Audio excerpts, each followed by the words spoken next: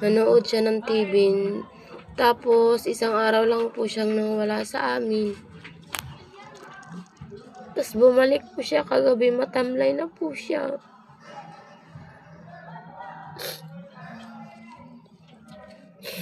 Tapos ngayon, alam niyo, nanghingi na siya ng tulong. Ayan na po siya.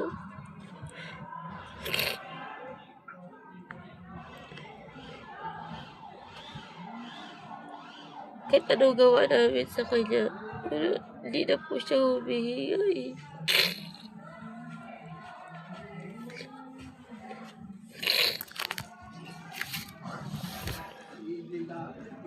Yan po yung pusa namin. Ito yung mama niya. Para po siyang nilason eh, kasi na yung bibig niya na bumula po yung bibig niya.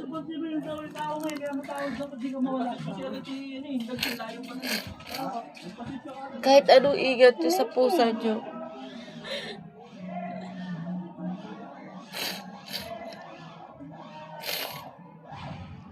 Meron kasi iba na ayaw nila sa pusa, nilalaso nila yung pusa eh. Pero hindi naman namin alam kung sino naglalaso sa pusa namin.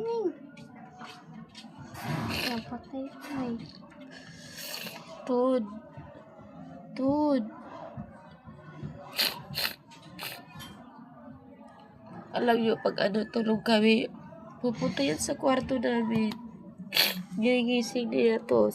Ito yung anak ko panganay. Ginigising niya to para magiging siya ng pagkain.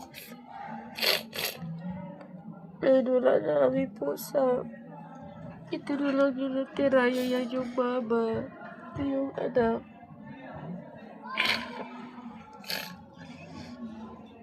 Toad. Hindi nga naaanin mo. Toad.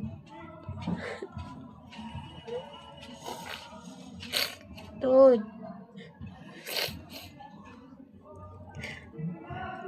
Hindi na alam kung saan siya galing eh. Basta pagdating niya kagabi yung mataglay siya. Tapos nakita po namin siya. Doon siya CR, dumiretso sa CR umihi. Tapos bumula yung bunganga niya. Tapos ngayon, nagkasaing kasi ako. Tapos pagsaing, parang naghingi siya ng tulong.